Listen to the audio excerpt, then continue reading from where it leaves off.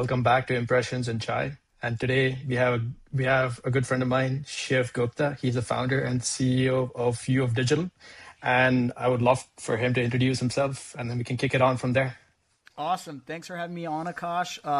Little background on me. I've been in the advertising space for almost 20 years. Started my career at a little company called AOL. I was there for about 10 years, mostly on like the ad platform side of their business, mostly in like sales and sales leadership roles. I was also at a company called Criteo for a couple of years, leading a sales organization. And then I started U of Digital in 2018. And so, yeah, our goal, our mission is to help professionals in the marketing and advertising industry learn about the industry because it is impossible to keep up with all of the new technology and trends and everything that's going on in the space. So, yeah, that's a little bit about me. Awesome. And in fact, this is a great segue into a huge conversation that everyone's having, which is the realm of AI. And one of the main questions that even us, like at AdScape, we're pretty tucked away and niche in terms of what we do. We're more focused on the creative side of things. But given someone like you who's got a more holistic look, I would love to know why now. AI has been around for a long time. People have had different form factors of AI. What does it feel to you specifically that's fundamentally different from where it was previously? Yeah, honestly, I think it's like, I'm going to use one word to start answering that question. It's the magic.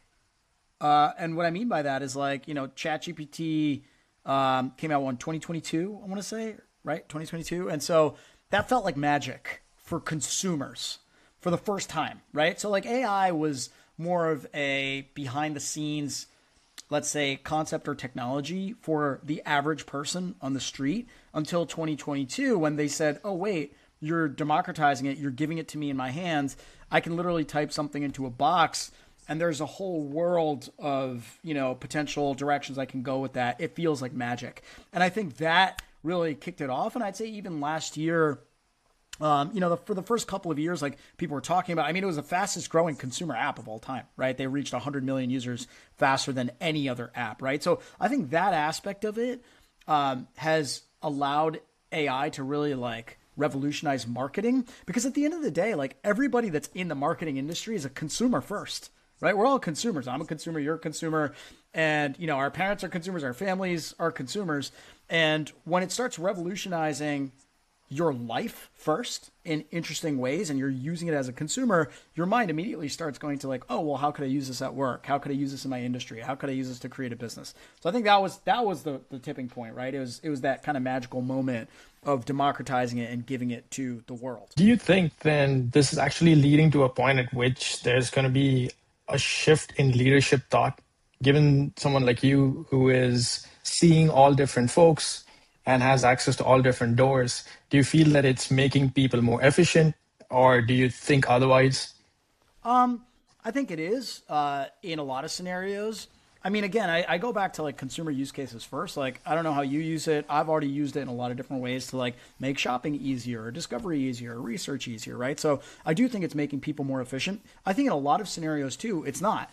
And I think there's almost like a pretense in a way of like, oh, well, if I do it using AI, it will be more efficient. But if you take a step back and you count the number of hours and the time spent and the effort level and the resources that you're putting in using AI versus not AI, in a lot of scenarios, it's like, oh, I actually didn't save any time, right? And so I think it's really important to kind of track that of like, okay, well, I'm going to use AI and it feels more efficient, but if I take a step back, what actually changed, right? And sometimes, listen, the answer is I didn't actually become more efficient or better or anything, but the value of learning the tool, right, actually leads you down a path where eventually you can be more efficient, right? So I think just tracking those things and being mindful of it is really, really important. Do you think through the concourse of using AI or just the process of using AI, is everyone just becoming a better prompt engineer? Or do you think that they're understanding the function of how it could supplement their life? Um, what do you mean by that? Like, so you're saying like, I mean, everyone's prompt engineering to a certain extent, right? My mom's prompt engineering, trying to figure out how to get ChatGPT to give her what she wants it to. Um, and I don't know if I'm answering your question, but I think there's stepping stones, right? And so I think it starts with something simple and basic, right? I'm going to the doctor. I don't really know what to ask the doctor. I've been given this diagnosis, or, I saw this in my chart, and I just don't know how to talk about it. Hey, ChatGPT, can you help me? Here's the information I have. And I think it starts with that. But I think, like, with any good product, you have to crawl, walk, run, right? There has to be a hook. And AI has a really, really strong hook. And I think the more people use it, the more they start seeing the possibilities. I mean, even I admittedly, like, yeah, we're training teams about AI where I'm talking about AI all the time, but like, I'm not an AI power user. I'm pretty much like your average AI user, that's in the tech industry. Like, I'm using it for mostly basic stuff. And I haven't got into like using Claude Code a lot or Claude Co-work. And I'm not like building personal agents yet, but I'm starting to think about it, right? As I read more about it, even as I use like the basic AI capabilities more. I only started using voice recently, and immediately I'm like, oh my God, this is a unlock for my life, because now when I'm driving or I'm like getting ready or anything, like I could talk to the AI and like create some efficiency in my day, right? So I think it's all about that crawl, walk, run, and I think we're starting to see that. Yeah, and that's exactly what I was trying to allude to, which is the Okay. efficiency factor. Yep. And that's a great aspect of like how someone's using AI.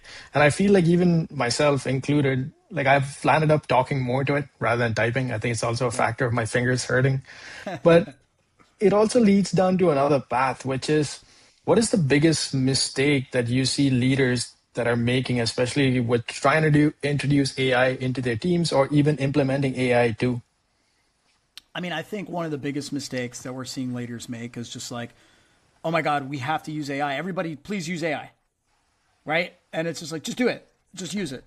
And that's not good leadership, right? And I think it actually flummoxes teams more than it helps them.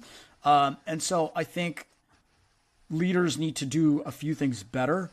I think leaders need to empower and enable their teams, right? So, okay, we're going to actually show you how to use AI in some specific ways to get your journey going, right? To get you going, to start on your crawl so then you can walk and run.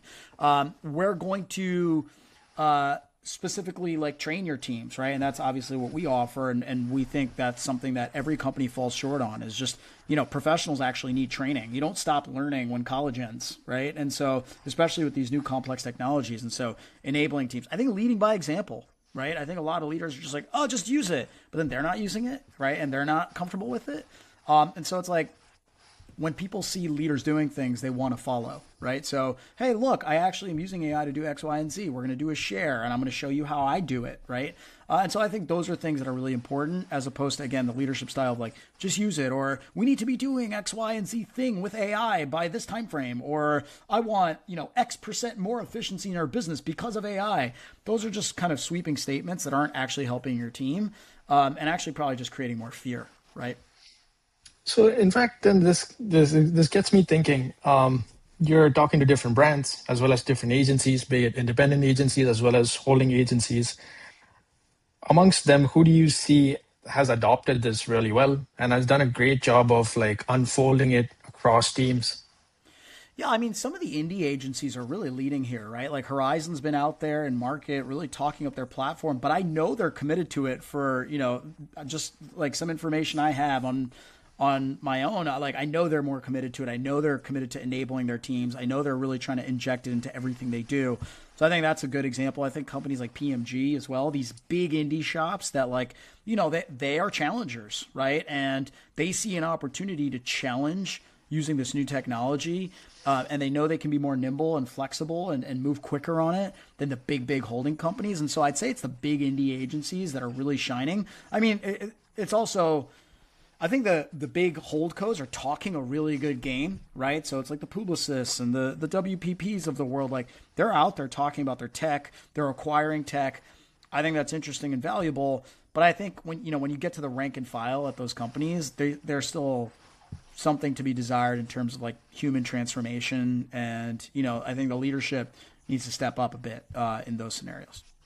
Yeah, I think like it leads down to a decision making factor too, which essentially that you're alluding to, and kind of leads into another interesting path, especially with decision makers. Who do you think should never fully what do you think they should not fully hand out to AI? What do you think that they should keep something to themselves in terms of either decision making or Sure. advancements too?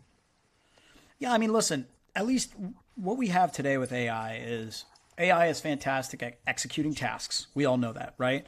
And so if you think about like where AI creates value in your business, it's execution, operational needs, manual work. And you should be using AI all day long for those types of things. I think when you get to the next layer, and this is where leadership comes into play. It's people management, it's interpersonal relationships, it's sales. I mean, I think there's a lot of aspects of sales that can be AI-ified, but there's a lot that still can't, right? Like just being an instinctual kind of interpersonal salesperson, I think is critical without trying to throw too much AI into that. Personnel decisions, right? Who to promote, who not to promote. Even big strategic negotiations, right, with partners.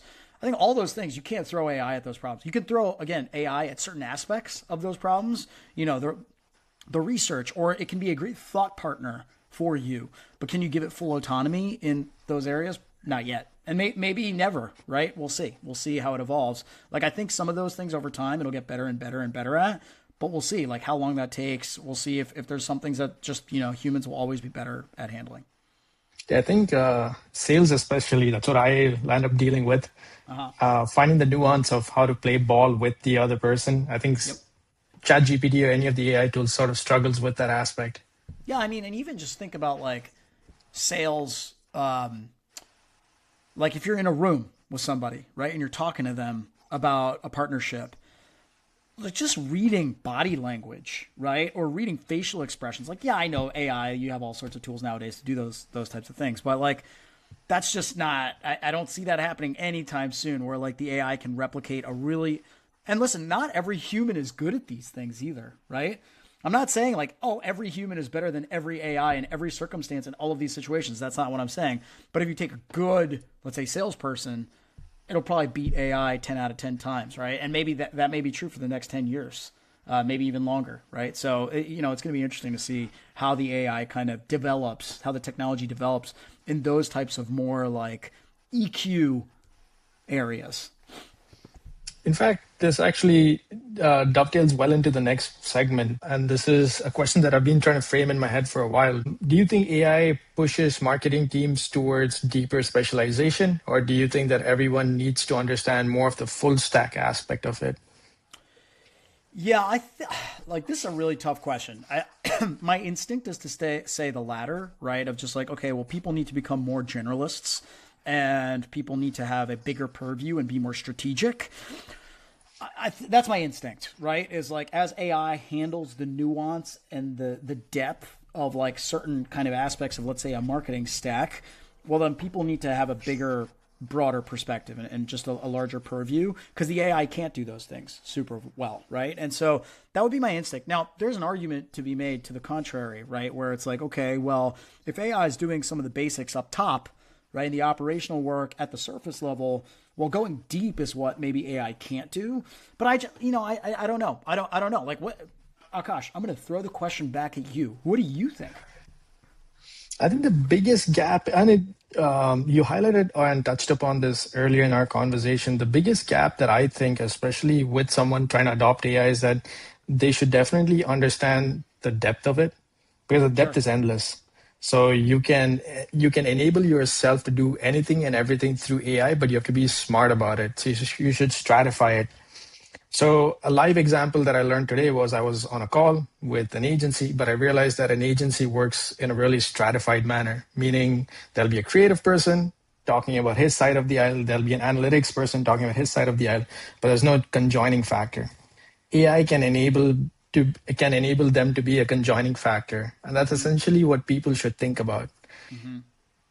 I think that's interesting, right? Like I think AI, if we're going to play out what you just said, AI is maybe pushing teams further apart because teams, like some of the things that get passed back and forth between teams, or reasons to bring teams together a lot of times are more like logistical or process oriented, let's say. And I think like agents can handle a lot of that now, right? And so it's like, does AI actually push teams further apart, which I think is could be problematic, and then teams have to probably make an effort to figure out how to come back closer together. Because I think in the age of AI, like that'll be a big advantage, right? Teams that are actually operating like teams where 2 + 2 = 5. Yeah. And I don't know. It's going to be interesting to see how it all plays out, right? I don't know. We don't know. Like, and I also think it depends on the people that are in an organization. I think it depends on the culture of an organization. But anyways, I'm rambling now. Back to you, No, I Akash. think no, I think you're onto something, and this would also lend to a different thought process too, which is being an educator or given someone who's an educator. What do you think is the biggest gap in the industry today, and where should people like educate themselves in? Yeah, I mean, honestly, if I look at it from a 30,000 foot perspective. I think the masses are still very uncomfortable and fearful of the technology, right? It's like the internet in the 90s. People are still like, "What is that? Why should we use it? Let's laugh at it. It's silly. Why would I use Google to do something?" And so I think for again a 30,000 foot view perspective of like how we get this thing moving ahead is to bring the entire level of everybody up by making people feel comfortable, showing them simple use cases. And I think that's the biggest opportunity, right? Because AI, again, like back to what I said when we first opened the podcast, is like AI is such a powerful tool for such basic consumer facing use cases. We just have to get people to start using it, right? And eliminate the fear factor of it. And if we can do that, then people start walking and running, right? And seeing the possibilities and opening up their aperture. And I think that's the biggest opportunity right now is like, how can we get as many people as possible feeling comfortable? Obviously, there are specific areas where it's like, okay, well, people need more enablement, on ethics, right, and guardrails. I think that's definitely important. I think people need. I think that's extremely important, actually, right? Otherwise, we could completely go off the deep end with this thing. I literally saw a news story last week that AI's most cited source now. It used to be Reddit, which is terrible, but now it's YouTube, which is equally terrible, maybe even worse. And it's like, okay, well, people need to be aware of that, right? People need to know their source of information, and be able to kind of like check it a little bit, right? So there's a lot of different areas in which people need knowledge and enablement and training, but I think the biggest, broadest area is just like the basics, frankly, right? And I think that will start lifting all boats. This actually sparks a thought with the aspect of AI growing in. You probably saw that like Washpo has eliminated a bunch of their own Yeah, folks. yeah. Do you think brands or even like publishing houses like Washpo will use AI as a proverbial quote unquote aspect to start eliminating processes within their own ecosystem? 100%. We're already seeing it, right? Companies are firing people. Amazon is growing, but they're also simultaneously laying off 30,000 people. Like, yeah, we're already seeing it play out. I think some of the companies, it's kind of like COVID. People hired too fast and then had to fire. Now we're kind of seeing the inverse. Are people firing too fast and then are going to have to rehire? Maybe. Hopefully, frankly, right? But I think it's inevitable, right? Because people very tangibly see how AI can replicate certain job functions and tasks that humans do. And so they're rushing into saying, like, okay, well, this isn't a source of efficiency for my business. So, yeah, 100%. Again, it may be a mistake in a lot of scenarios, and it may actually tank a business. Like, I think content's really interesting, right? WAPO is really interesting. Like, people are getting pretty in tune pretty quickly right now to AI slop.